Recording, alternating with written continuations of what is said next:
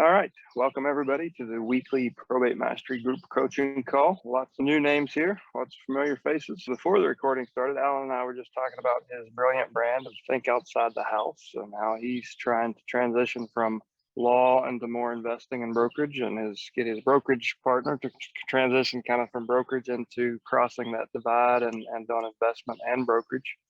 So we can continue that conversation or cover anything that anybody needs help with. So raise a hand, unmute, jump in. How can we serve you? Alan, I'm going to come back to you. I'm curious, what area of law are you practicing in right now? Is it real estate law? Yes, it was primarily real estate law. I've done a little bit of everything over the years, but it's always primarily been real estate focused. So it's not a huge transition, such as starting from scratch to get into investing, but there's definitely a learning curve. It's not a simple transition.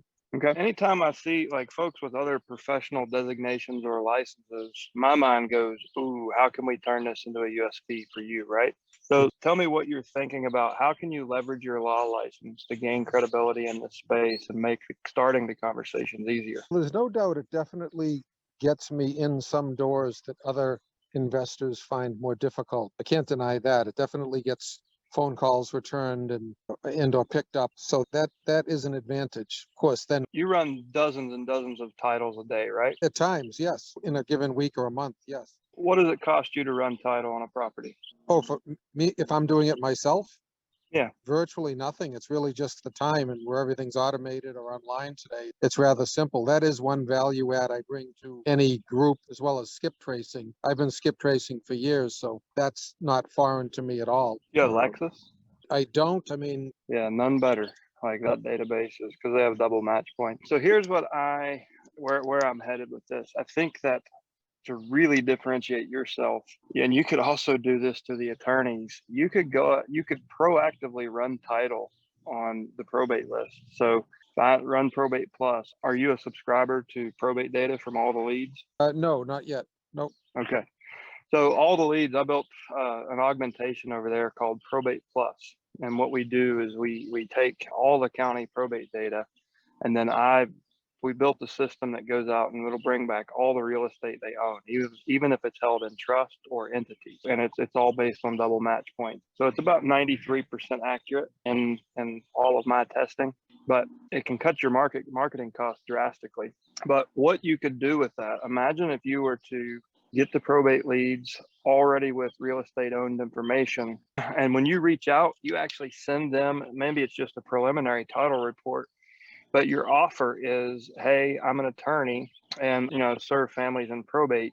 One of the biggest issues that we see families go through are title surprises. So being proactive and to show you that I'm here to serve your family, enclosed, please find the title report.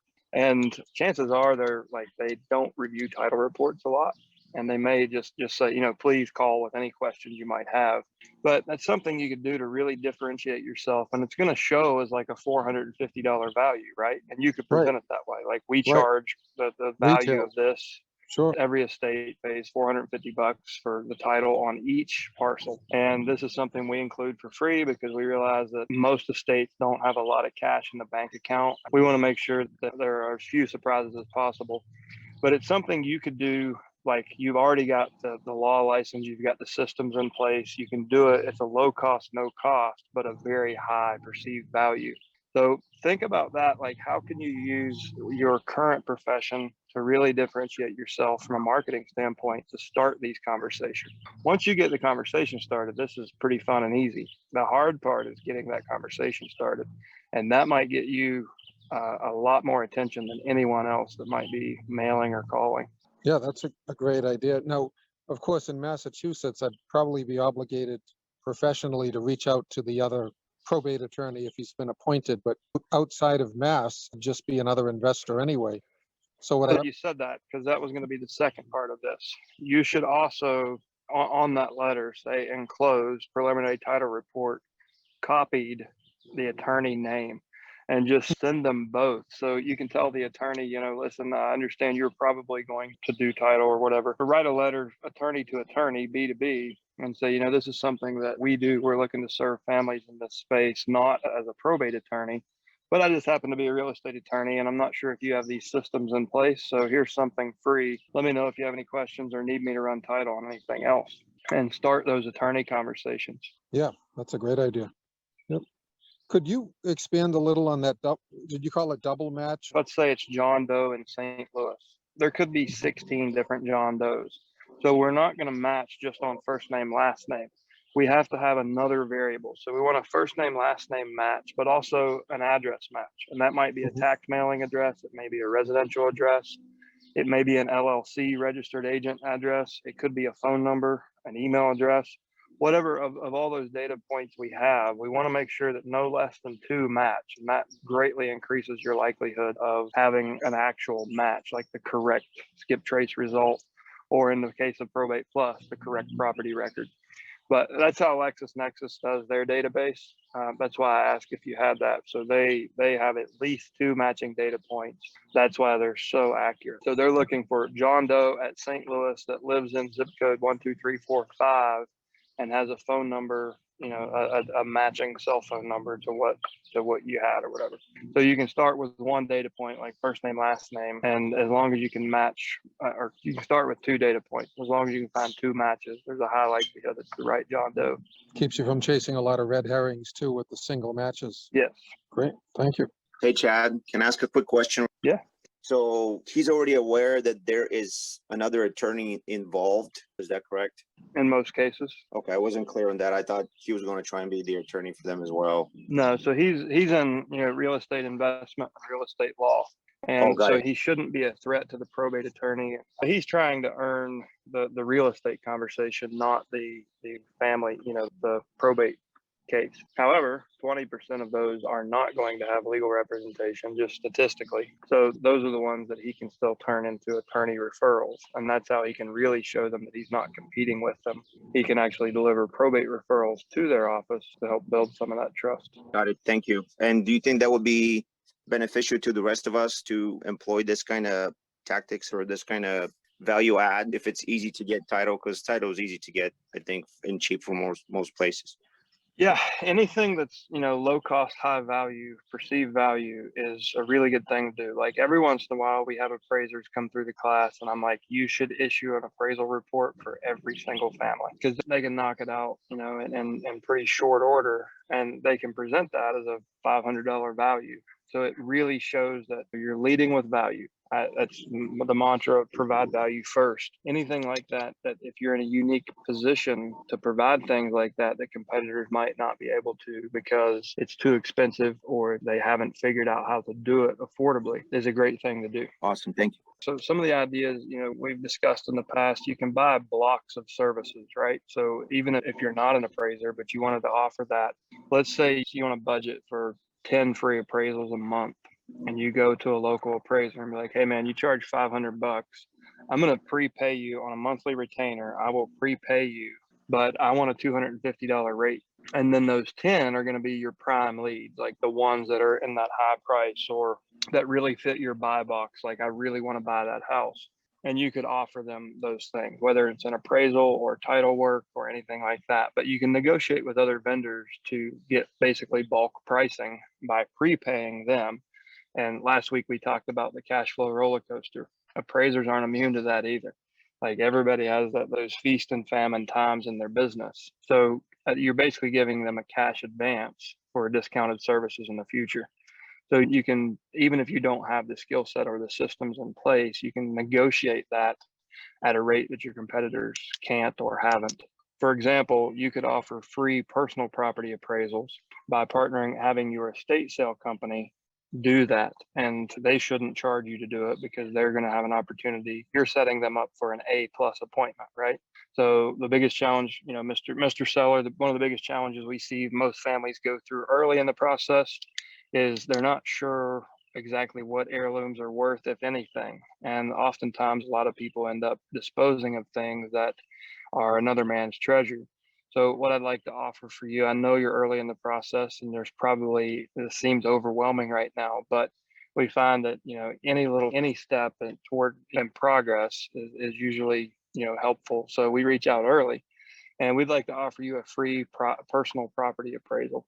and you get your estate sale company to commit to that because they get to go have that conversation and get the auction business or buy, bulk buy everything.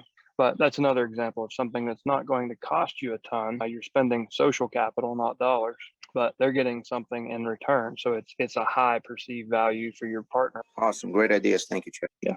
What else we got, guys? Chad, what's up, man? This is Eric. How are you, buddy? Hey, good. How you doing, Eric?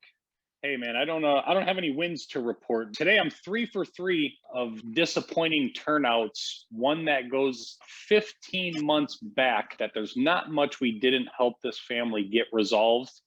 Come to find out last Thursday, they just listed the property for double what our offer is. So I'm not an agent, strictly here to buy, although I do have a partnership agreement with a brokerage that will take care of those services until I get my license in order. So met this family about 15 months ago. The brother and sister were in major cahoots with one another. The brother led me on to believing he was the one in charge. Come to find out 4 months ago, it was the sister who was in charge, helped them take care of all the contents of the property, gave them an estate sale referral, their dad was a motorcycle collector. I probably should have called you first, but I contacted a local appraiser that sent them out there to appraise the bikes, help them get sold. Kept in contact with the sister just to let her know what's going on with the market, let her know we got a project going on nearby. We'd like to try to make a move on it.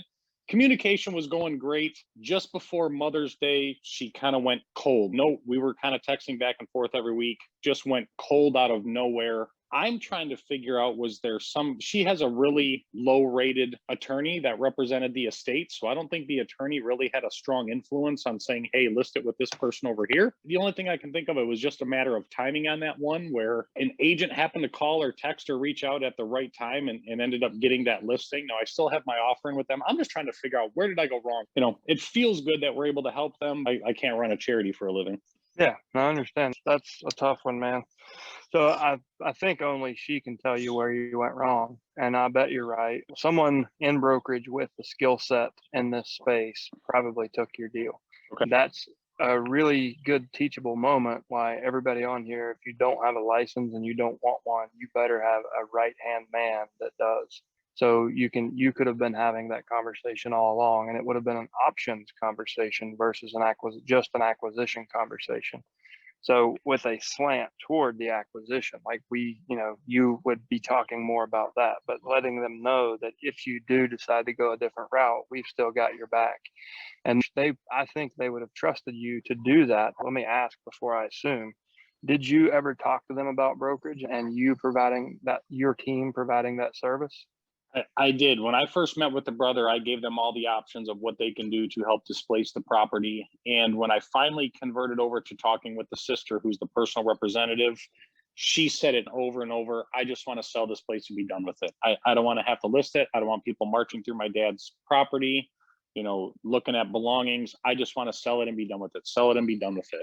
So why didn't you put a purchase agreement in front of her that day? They have it, but she hadn't received her personal representative authority yet to sign on it. They've had a purchase agreement in their hands for the last 13 months. That when the sister converted over, she had the same purchase agreement, just updated and revised a little bit. So I would pay more of their tax prorations just to make it a little bit cleaner. They've had a purchase agreement in their hands since the very first time I met brother and sister. And did you follow up after you knew she had the letters, when she had the authority?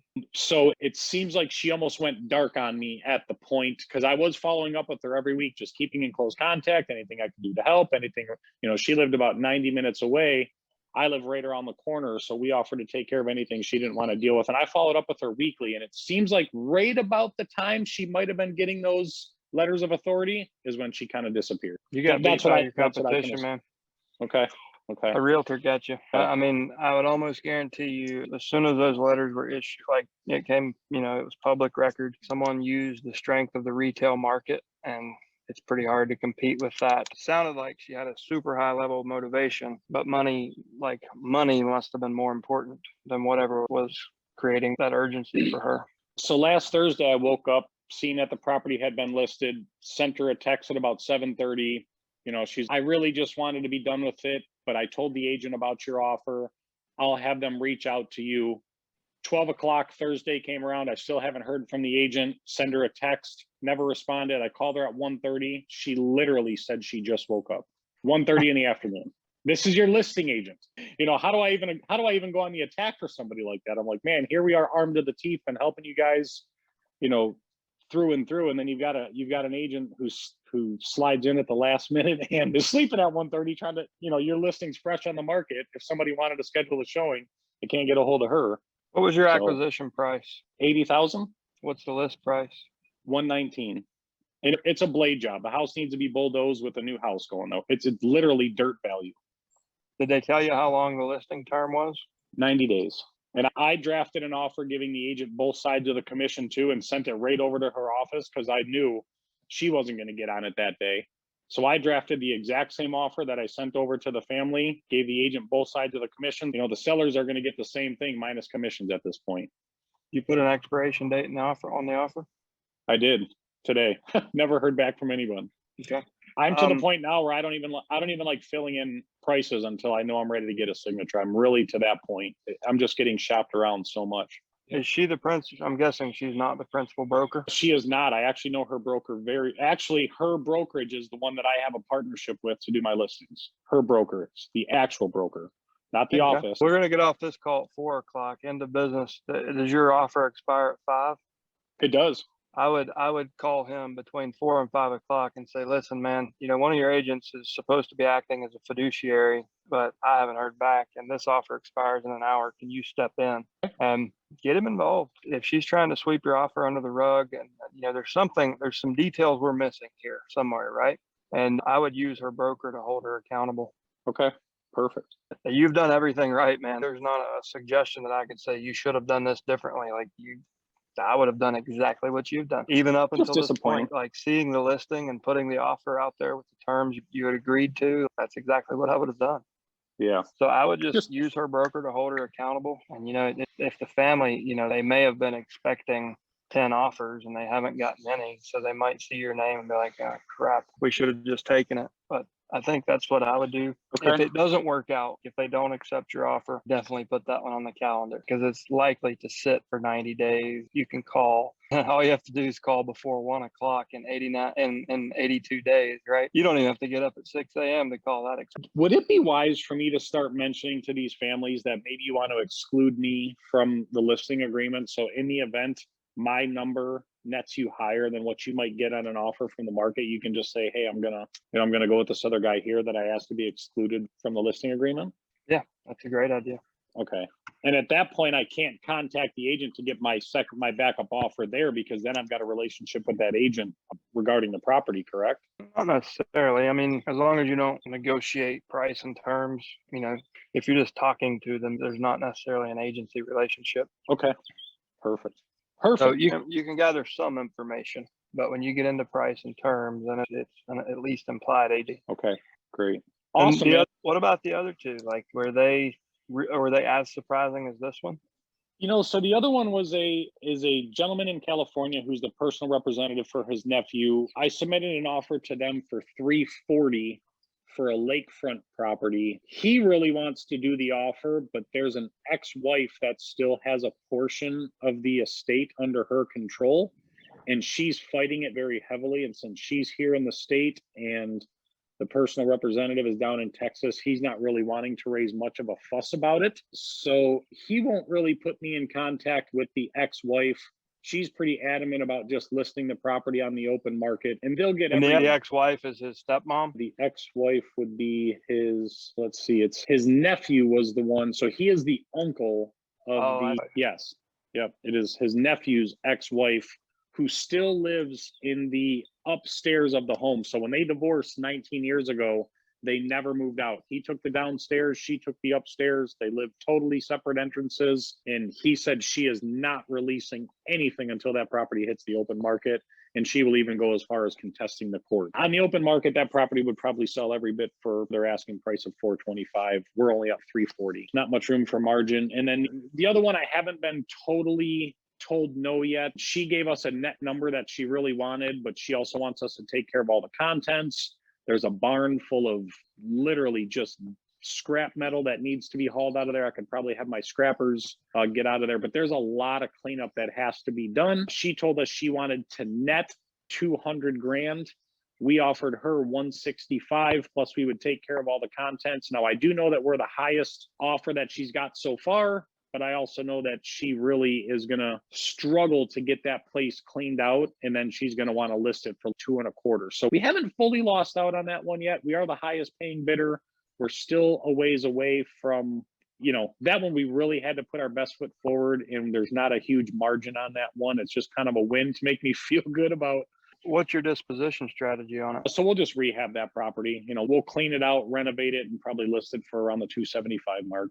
No, I'm thinking of how to get her to a $200,000 net and get you a better margin. Are you opposed to selling it with owner financing and taking your money over time? Yeah, it's not my preferred way. I'd be bringing a lender in on this one, so I'd rather just do a quick flip on it. Okay.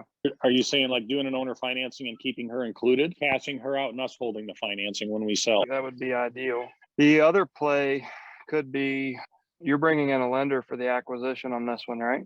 Correct.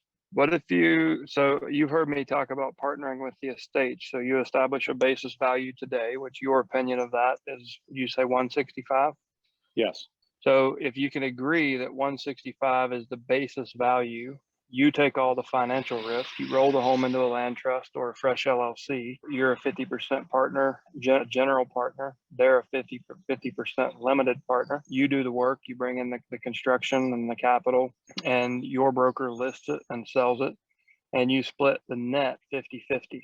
So you get a free house and she gets a higher net than she would have, because she gets the 165 plus whatever gain you put into it. So it's a way for you to do a deal to get a free acquisition and just defeat her price objection. No one else is beating your offer. You're the highest offer. So it's going to show like, you know, listen, there's no way this will ever, there's one way this will work. And that's all I got. Like you saw what the other guys offered, right? So I pushed myself up to where I had a razor thin margin, and if the market does, if the Fed raises rates and the market shifts, I've lost my assets. So here's what I'm willing to do. And I'm willing to take additional risk if you'll share it with me. And what I mean by that is, you know, if we can agree that the home is worth 165, which is what I think it is, I gave you the fairest offer I could. If you can meet me down there and agree on that as a basis value, I believe it's worth 275 once we do X amount in construction. And we'll split Y, will be split 50-50 between the family and me. So it's a way for me to get what I want. This home is a project, but it's a hell of a lot of work. But it's a way for you to actually walk away with the family, to walk away with more equity than you would even if I gave you 200.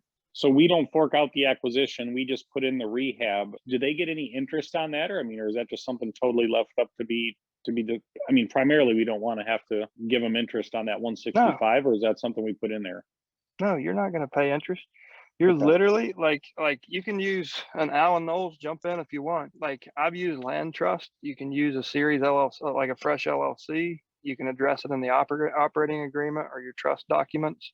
It really just, you know, you guys hammer it out, shake hands on it, and then get a savvy attorney to actually structure the deal. And the trust is a good idea because you can make the attorney the trustee. If you go with the LLC route, you need to make sure you can control sale. So you need to be the general partner with decision-making power, because the last thing you want to do is clean all that shit out, rehab this house, and then cousin Jerry comes by and then you're stuck with cousin Jerry in a house you've got $100,000 sunk into, right? So you need to just make sure you can control the sale of the asset. And fortunately, I mean, I've helped put a lot of these together. I've never seen one go sideways because it's a win-win for everybody. And how many free houses have you ever flipped? Very few that I can remember off the top of my head. Yeah. I think that's your best acquisition and disposition play on this one. Do you have a copy of a land trust I can review? That's an operating agreement, just for genuine. They're all thumbprints, man. Everyone's different. It really just, you need to sit, both of you should sit down in front of an attorney, address your concerns, your fears, and your needs, and tell him to write an operating agreement accordingly.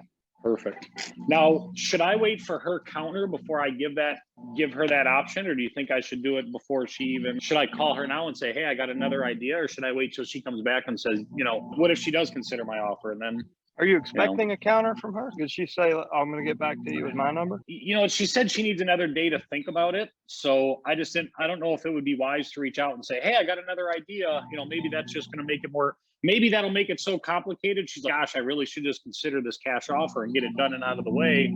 So here's what I would do first. Call her back and say, hey, just wanted to touch base and see what you're thinking. Gauge where she is. If you think she's going to come down from 200 to 165, keep your damn mouth shut. If you're at an impasse on price, then put this gambit on the table and say, listen, like, here's exactly what you asked. It took me a day or so to figure it out, but I can give you we can both get exactly what we want. And then don't get off the phone and make her hang up on you.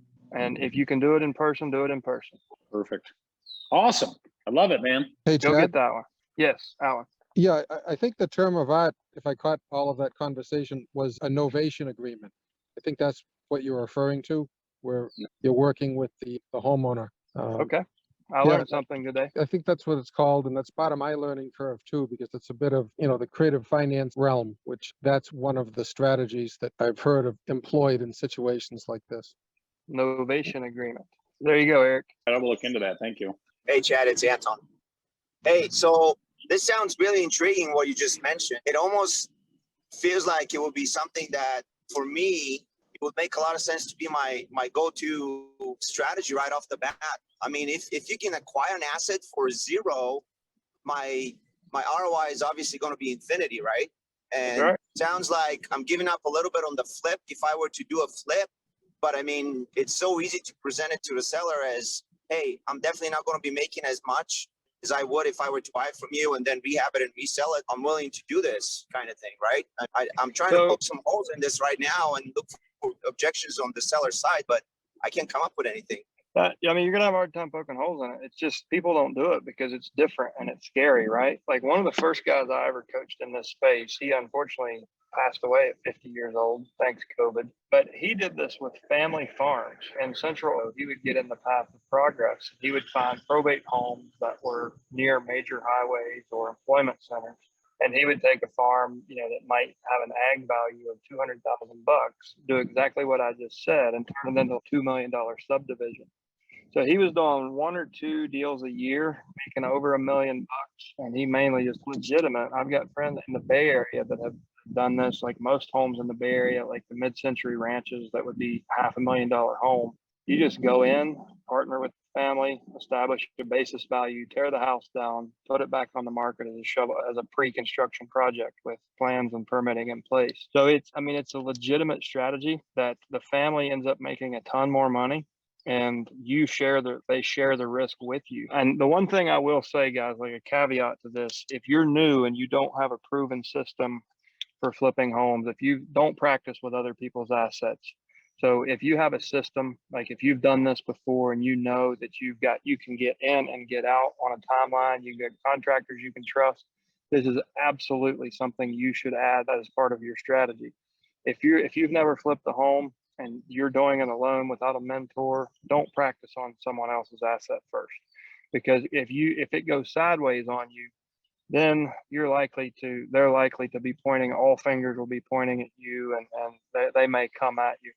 But the people I'm talking about, it wasn't a concern. They had experience developing land or tearing down and building houses. So if you've got, even if you have a mentor, I'm not saying don't do it if you're not if you haven't flipped 100 houses, just make sure that you have contingency plans in place if and when the surprises come. So the families, you don't drag them into a mess. More of an advanced strategy, but it's, like I said, it's win all the way. Thank you.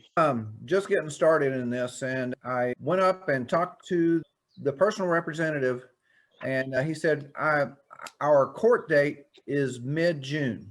So he's not really the personal representative yet? I don't know if you guys hear it, but I can't hear myself think. Okay. Court date, June 22nd, right? June 10th. So he already signed a listing agreement, but he may not even be the one. I'm kind of up in that. Until the letters are issued, your listing agreement's not really valid. So you should prepare an amendment and have him sign that on the 10th. Okay. All right, cool. Just so you know, right now it shows his intent, but it's not enforceable. So when he gets the letters testamentary, just to be safe, I would recommend having him sign a listing amendment with June 10th as the act effective date. Okay, cool. Thanks. When do you go to market? Is it ready to go to market? No, it's not ready. He's been slowly clearing stuff out. He's got a church group in there cleaning stuff out and hauling it away and trying to get it ready. And it's still going to take a GC to get up there and get it finished. I've got a date with them this weekend. Cool. How'd you find that one, Dana? Phone mail? Was it an inbound phone call or outbound? It was inbound. It was from all the leads. He got a letter and called me back. Cool. And this is your first one. Yes, it is. Yep. I'm That's excited. awesome. I love the early success. Those are always the best, man. Yep. It creates some good momentum. Yep. I'm looking forward to it. Awesome. How many leads a month are you getting? About 30. That's incredible. That's all I can handle. I'm just one person. Yeah. What market are you in? I'm in Texas. I'm in north of Texas, north of Dallas. Okay. Congrats. That's Thank you, awesome. thank you. I like to hear those early ones. You hear that, Dave, for now? I don't think I'm going to be any competition for David. He's a long way from me. I've been tempted to go down and just hang out with him a little bit, though, just to kind of get some pointers. Betting. Yeah, he seems like a really nice guy. That'd be awesome. All right. Good. Dana, let us know how that one goes. That's a good thing about the Nova agreement. I didn't know the name of that, but I've done quite a few of those deals without any written agreement. I know a lot of people who have. And I'm like, what happens if they move in? Oh, shit. That's when the Marine comes out. Yeah, the Marine and the Texan. Oh, hell, I got to go put my boots on. All right. Who else has anything? Anything you want to cover? Any questions, guys? Justin, Okay. you have your hand up. Sorry, I just saw that. Yes, sir. That's all right. On that deal, I'm trying to look for ways to secure my interest if I were the investor, to secure my interests a little tighter. And so one way would be to if you have the novation agreement, should Eric put successive liens on the property as he is rehabbing it, so that even if things do go sideways, he can recover. Worst case scenario, he would be able to recover his rehab costs. What I'm proposing is he transfer title into an entity that he holds 50% of, Okay. whether that be a trust or an LLC. So Okay. he would be placing a lien on his own property, which wouldn't really serve him, right? Got it. Okay, right. Okay, all right. And then the second potential spin on this is if he were to try to maybe buy 100% of it, could he also pay her the 165 for 100% ownership, then extend a note for half the profits when he sells it? That's actually a really good suggestion. And yeah, that would work. So it would be the same result. right. He would just be taking on more risk. And what I was trying to do was really sweeten the pot for him, since he's Right. knowingly overpaying for the asset. Okay. But as a contingency to the contingency plan, that would be a way to keep yourself in the deal. Okay. And I've thought about, this is the last thing. I can't imagine it. I can't believe I'm even going to say this, but I'll cut you in on the back end anyways. And here's your protection to make sure that you're entitled to it. I like the way that this is, Eric. I like the way that sounds better, but what you initially proposed first, Chad, where I wouldn't have to put up the money cost of the acquisition price, that is surely appealing. That definitely makes it a lot more intriguing to me. But I do like his proposal of just giving her a note for any kind of balance that could be very easily explained. Yeah. But if you're like paying both hard options. money rates, this probably isn't the deal for that, right? If you're working with your own capital, that would be the number one, the primary offer. I'm 8%. assuming We're paying 8%, so it's not that bad. No points, flat 8%. you got a golden tongue, Eric Stark. Yeah, we've paid plenty of high interest rates to this guy, so it's nice to get some reciprocity. Yeah, that's great.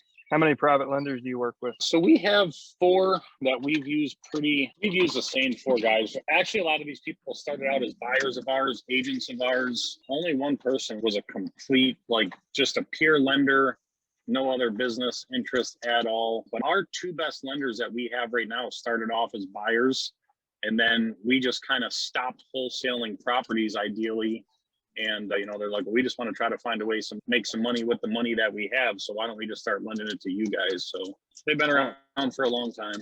That's awesome, man. My money doesn't lend out that cheaply. That's pretty great. David, are you using private lenders, or do you just use your own capital all the time? Yeah, we got away from I'll still use a hard money lender, but I've been wholesaling mainly everything because this market is just the same for investors here. So the assignment fees are really nice right now. Yeah. Get away I can barely find rehab fees, let alone wholesale fees. Yeah. I mean, that's the beauty of probate is to prospect these people. I don't know. everybody's success is different, but I'm still buying things really cheap. So, Yeah. I mean, I have the same issues everyone else does, but it's just having more opportunities to go on appointments. I wonder if I should start playing in markets that aren't, I like to renovate and I like to play in areas where I feel really inspired, but I've made a lot of money in war zones and borderline war zones and places that are just uninspiring. You go down, you're like, gosh, this area just sucks. It's so draining. People are so backstabbing down here. But I've made a lot of money in lower end real estate. I just hate playing there. That's all. I make more money and more assignment fees on those areas that I could buy a house for 30, 40 grand and then sell it for 75. Is crazy. that where you're Wow. playing at? Is that where you're playing at largely? It's kind of in that lower end spectrum. I used to not call the people with the lower price ranges. I sold one house and I was like, I bought it for $28,000 and sold it for 56. Oh yeah, had plenty of those. So there's plenty of room for an investor to sell it for 150. It's crazy. For Yeah. 13, sold it for 58, and the buyer walked away from the closing table with another. I think he had 28. He had the title and 28,000, and that brought it to an 85 LTV. There's so much room in a lot of these. David, I'm going to connect with you outside of the group if that's okay. I'd like to. I think I might have to make the decision to get back into some lower end, which I've really been avoiding. Yeah, we just focus. When I see a lower end on certain zip code, those just stay on the list of high priority. No kidding. Yeah, I need to get back into that. With my missing link. They're usually the nicest heirs to deal with. They just I agree. they want something out of something. And they know they're not going to make $1 million, and it's so easy helping them out. Yep, and a lot of times they'll be ready to go. Like the second that you connect with them and lay out a plan, they're like, all right, let's just do it. Yep. Like it's not, well, let's wait 2 or 3 months and get the church to come in here and clean this out, and do this and do that. They go.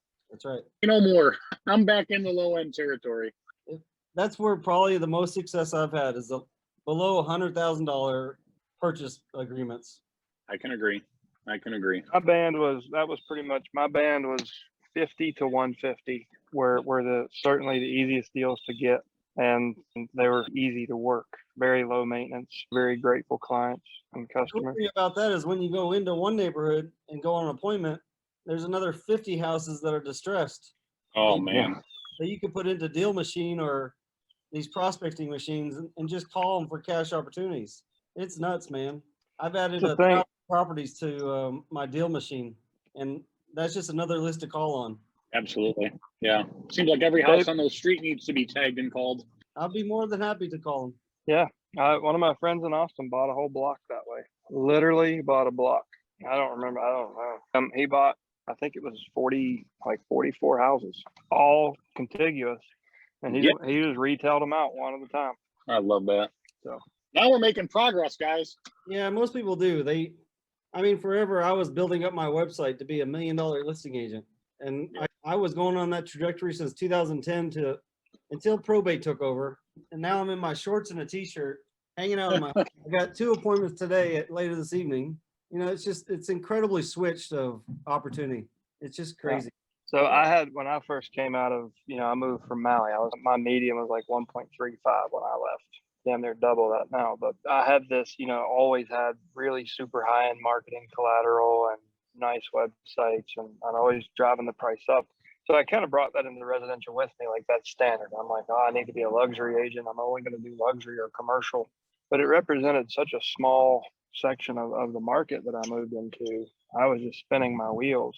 And when I really started to have fun and started to make good money, I found myself in workforce housing. It wasn't necessarily as an investor, like on the buy and hold end of the spectrum, like in that strategy. It was the rougher neighborhoods where you get the 18 to 24 cap, hold buy and holds. But for flips, I did deep analysis on the market and actually found that 80% of the volume was in that price band. And so that ended up, it was my vision of what my residential career was going to be, ended up being way different, or the reality ended up being way different, because over 80% of the opportunity was in that band of workforce housing.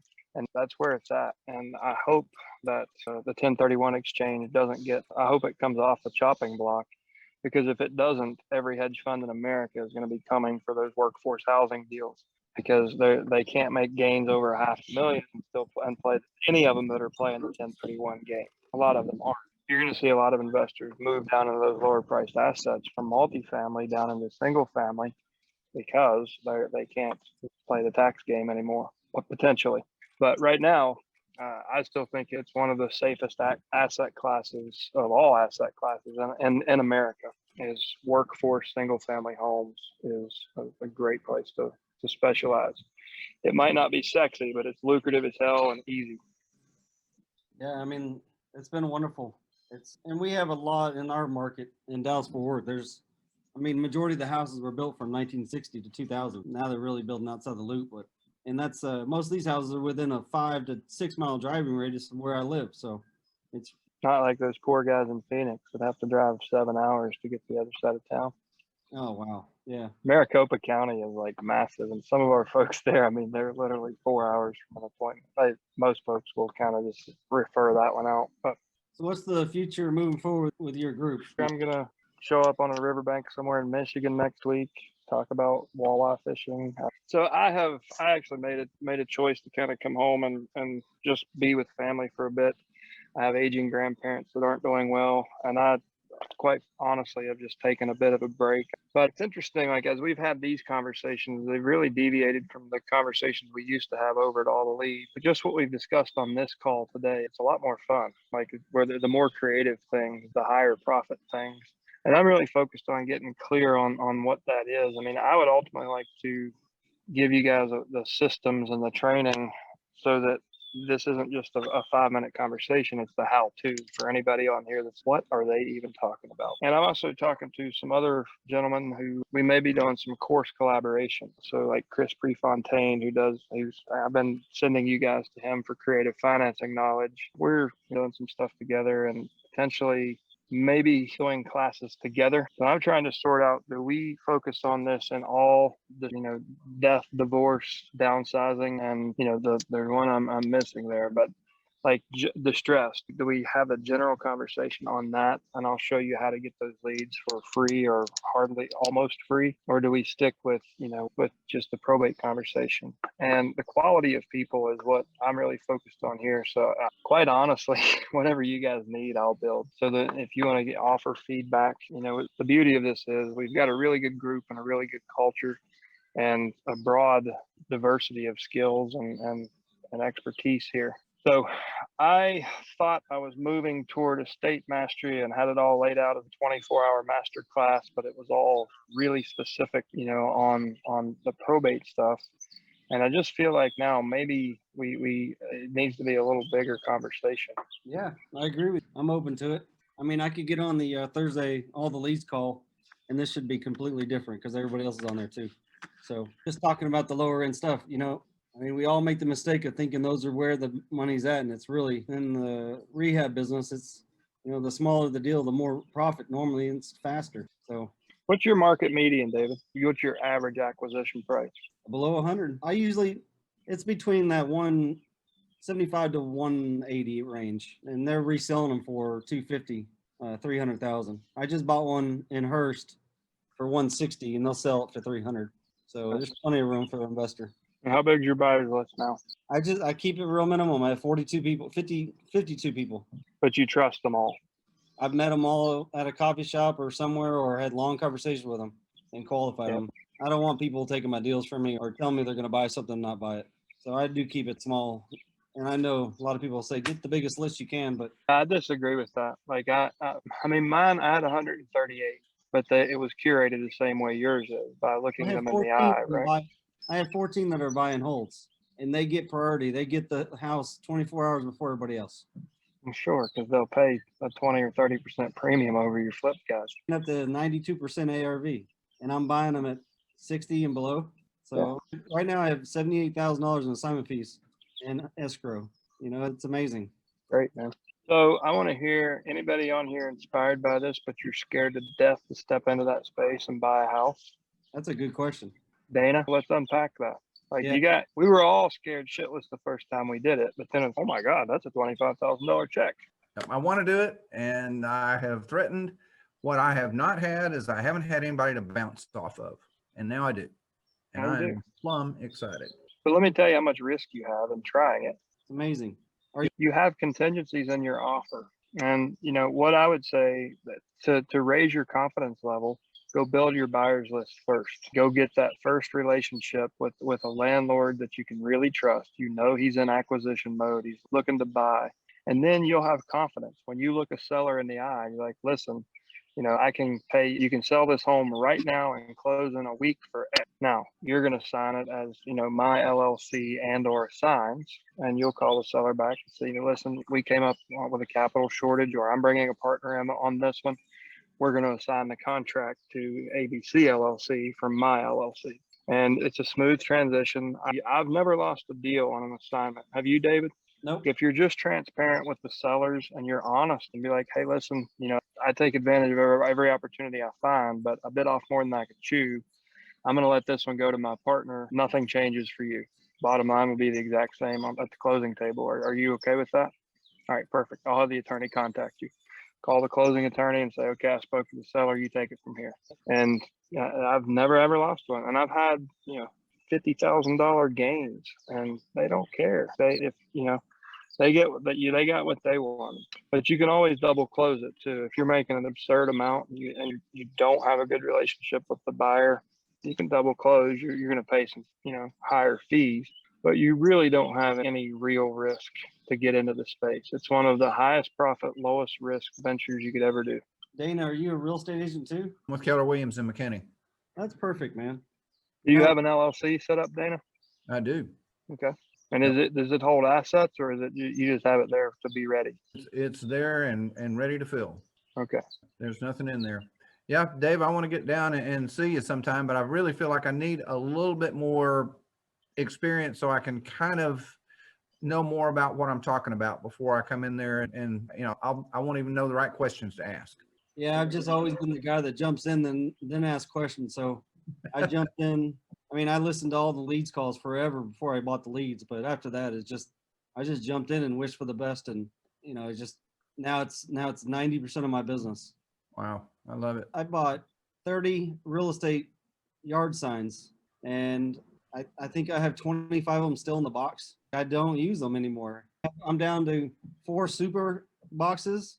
I just don't use them anymore. It's crazy. The probate stuff, wholesaling just changed everything, man. I'm up in Grayson County, so I'm way up there by Oklahoma. That's the county I bought. And so that's where I'm really working. But it's been really neat. And I've made a gazillion phone calls, and I've talked to a lot of people, but I really didn't have the scripts down until the Probate Mastery came out. I really didn't know what to say. My whole demeanor has changed because of what I've learned. And you're the And how far are you from Lawton, Oklahoma? I have no idea. I don't know if I've ever even been to Lawton, Oklahoma. Closest thing is a casino up in, I don't even know which one it is, but I don't think I'm very close to Lawton. I think it's like due north of Plano, like an hour and a half, right? Aren't you north of?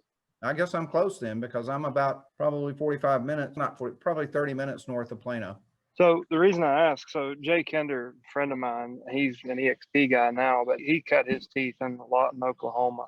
And when I first met him, like that market was so similar to mine. Jay was he's gone as much as 600 deals a year. And and it's one of those bread and butter workforce housing markets. So if you're looking to, you know, to expand, I was thinking it's got to be fairly close to you, even if you found a partner on the ground up there. And when I first met Jay, it was in Mastermind, like probably 2014, 2015. I think his market median there was $116,000. So that's what made me think of it. It's that sweet spot, like that workforce housing band is basically that whole market. So if you do get into acquisition, look that up, and that could be your next step, you know, to move into a bigger, I'm not going to call it a metro, but a bigger town. Okay, cool. I appreciate the heads up, guys. But if you're like this guy at the bottom, Rodger Lecy, you can take 30 leads and turn them into 5 deals a month. He's in one of those markets. Yeah, I love that. That's amazing. You've got to get a pair. You've got to, you know, be suave like him. Rodger, you're wearing a collared shirt today. You look nice. I had a radio show today, and we had Washington County judge on, and it turned out to be a great visit. And then I did a telecast on Bella Vista TV a couple of weeks, it was last week, and they did a YouTube video on it, and they said it's all messed up. We're going to have to reshoot it. And it was basically an introduction into a retirement community about probate trusts and stuff like that. I don't know how to, I just got the link in on what I did on that show. And Now tell I us don't know how how- you tell us how you got that set up. Did you go looking for that, or did someone come to you because of your reputation? my reputation. And as a matter of fact, I got another one from my reputation from one of my past probate clients that is, he gave a rookie agent started doing it and it's all screwed up. I mean, we got the title back on it and all kinds of judgments and liens and stuff like that. And there hadn't been any probate filed at all. And so my investor said, Rodger, I'm going to pay you $5,000 if you can take this to closing. And I said, okay, man, so it's a consultant fee to unravel. I have another word to unfuck it, if you will. And so I'm in the middle of doing that one. But my reputation's getting out there. And one of my clients asked me to do a 15-minute video for Bella Vista TV. And I went up there last week and we shot it. And I think the lighting's bad and some other things. He said, we need to redo it. And after I looked at it, I went, I got the content. I need to smooth it down and make it a little more presentable. Yeah, just drop it in the chat and everyone that's here can get it right now. And then Kat will grab that, put it in the show notes. So anyone else who wants to see it can come there. So you're now testifying in courtrooms, you're on a radio show, you're on TV. What's next for you, Rodger? I don't know. I got a couple of opportunities coming at me and they're flying at me. And I've done some commercial stuff and I've got a business broker that wants to pull me into his stuff. And I said, look, I spent 7 years getting my probate stuff going. And he said, I love probate. And I sit there and I went, it's a good opportunity for the group as a whole. And by the way, I think within the context of real estate agents making a purchase, I think I've got a 90%, let me make it about a 75% answer for real estate agents on buying or real estate agencies buying within the state of Arkansas. And what I'm doing right now, if I find an investor who is interested, and it could be if I find somebody that I'm partnered with in another brokerage, I'm with a Weichert brokerage, and they're pretty regimented in their approach and everything. And going out doing stuff like probate just almost unheard of for those guys, and because they're busy building a sphere of influence. And I've built quite a sphere of influence within my business since 2008. But the solution that I think I've found is get the probate on a permission to show. If it's a small estate, satisfy the court with the BPO and get another agent to augment or verify what we're doing, and on the permission to show to make the seller a lot more receptive to selling it in this way is, I'll tell you what, permission to show is normally a 3% commission. This is what I'll do. I'll ask the investor to pay 1.5% commission and you pay 1.5% commission. It gives more net to the estate. And all of a sudden I've had 2 people look at me and go, I'm only going to pay 1.5. Do you know how much there? Some people are asking for 10. Some people are asking for 6. And I said, yes, I know, but I've got an investor who's ready to do this before it gets on the market.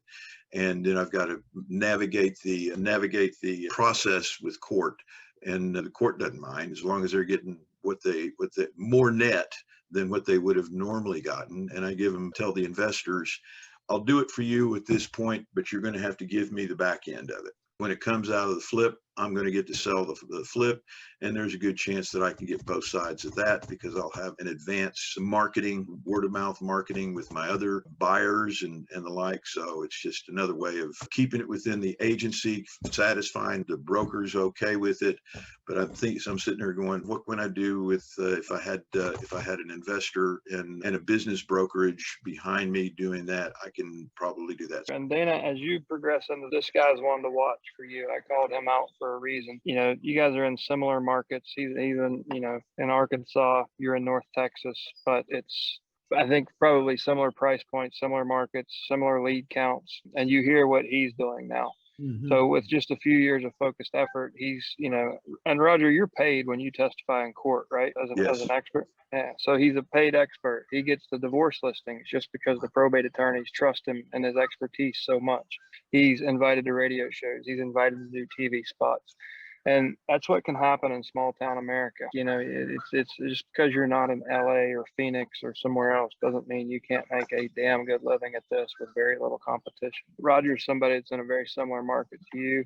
And if you feel like you're behind the 8 ball, this guy wouldn't even pick up the damn phone the first time we talked. He was not a prospector. He said, "Oh, I don't do prospecting." But it's really been fun to watch him grow and the amount of pride he's picked up in this. So he's somebody that you should, you know, connect with. I actually interviewed him before I started with all the leads. Oh, is that right? Did I lie? No, you did not. It's been good. Yeah. He landed a deal on his first campaign. That's amazing. Glad to see your face, Dana. Give me a shout anytime. You still got my phone number, I hope. You bet I do. Thank you. If I can help you anyway, don't hesitate to give me a shout. I will. Thank you. Nice. All right. I will say this, guys. Anyone, I know most of you guys have been through the course. Anyone that you know that might be interested in this space, obviously probably out of your market. We did make the decision at Kat's suggestion to actually open up session 1. So kind of the understanding the demographics and the motivation, like the pain points and the motivation of the personal representative. So if there's anybody that you've thought about maybe mentoring into the space, like to add to your team, or if there's anyone in other markets that you think could benefit that might not know about probate but want to, they can actually get a couple of hours. Like what most courses charge for is pretty much covered in session 1. So if there's anyone you can think of, you can send them. They're able to sign up for a free preview on probatemastery.com. Maybe you guys are adding team members or ISAs or anyone that might want to get certified, but yeah, they get a taste of probate first. And so anyways, if you know anyone in your brokerage or anyone if you're in masterminds or Facebook communities, that's something we're trying out just to see, make sure, we want to make sure that we get the right quality of people, not the, you know, discount crowd, because these are refreshing high level conversations and we're having a lot of fun. All right. That's all I have for today, guys. I'm going to jump. Thank you guys for being here, and we will see you next Tuesday, same place, same time. Have a great day.